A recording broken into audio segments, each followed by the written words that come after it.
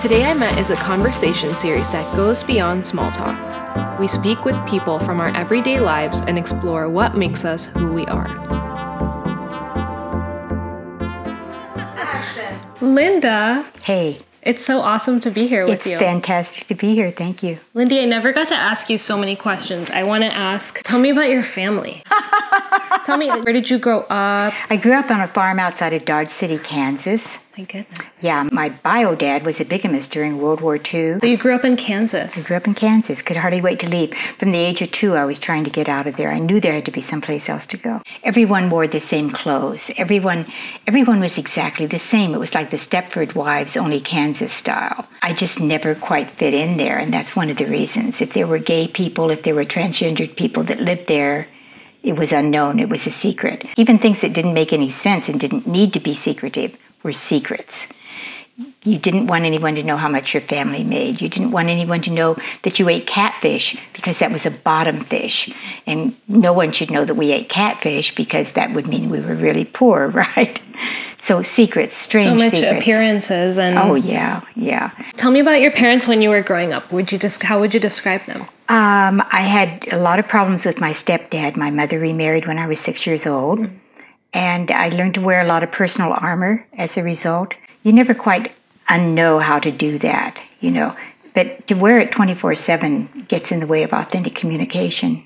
Gets in the way of relationships big time. Well, it hinders the time that you develop your personality yourself. I think so. I think it does. And I think so many people continue to wear armor that served them well when they were, 9, 10 years of age, but doesn't continue to serve you well as a grown-up, as an adult. And yet, they're still wearing it. I was still wearing mine, probably until I was 40 years old, before I learned that I could take it off.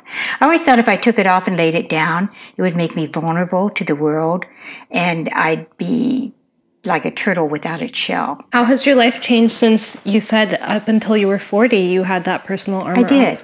My life changed at age 40 because I met Oakley Frost. I fell in love for the first time.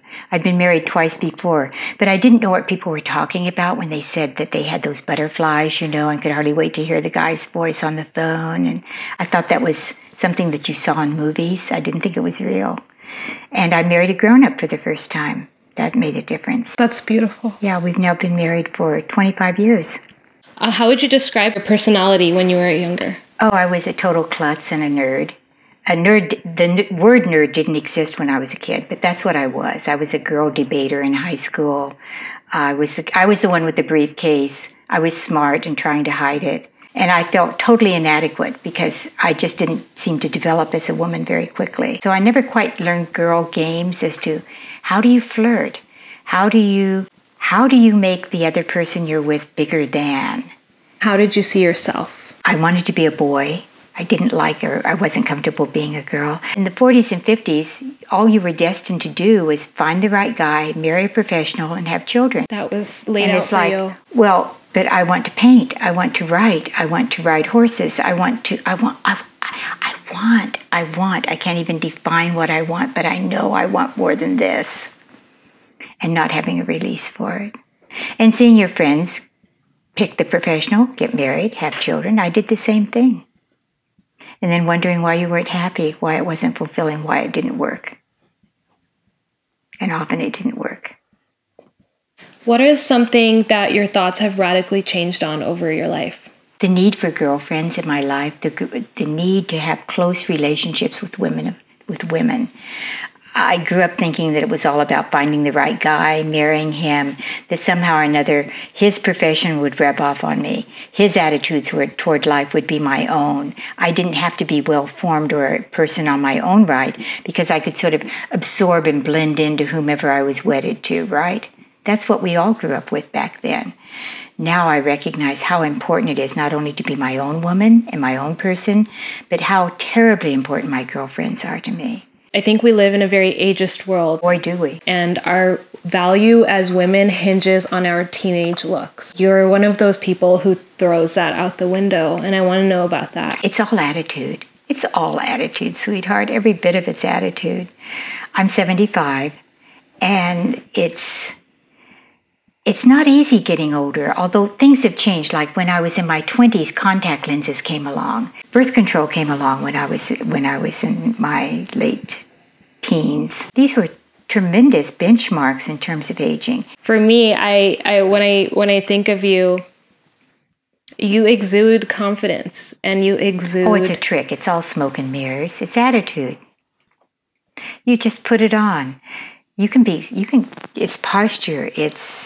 You have to be willing to carry your freak flag high and know that you have a freak flag and that that's okay. Be comfortable in your own skin. I'm still working on that, by the way. Just being able to say it isn't the same as being able to do it. I don't want this to end. Stay with me. All right. Lindy, what keeps you laughing? One of the beautiful things is being willing to take a pratfall now and then and recognizing that we're very amusing creatures. My dog finds me very amusing. We're funny. Life is funny. Why not? You might as well laugh at it. Otherwise, you're just going to spend a lot of time in salt water. How do you define beauty? Oh, beauty is being able to look into your eyes right now and knowing that there's a connection. What are some of the thoughts that make you such a powerful woman? I don't think about myself in terms of that very often. It's like I'm a part of this. I'm a very small part of a very large planet, and I keep that in mind constantly. And that a lot of what goes on around me is none of my business. And a lot of what goes on internally in me is not always all of my business either. Just be, just emote, just let it happen, flow. Life works. Trust it. You're a dancer. How did you find your way to burlesque? How did I find my way to burlesque? Dun, dun, dun.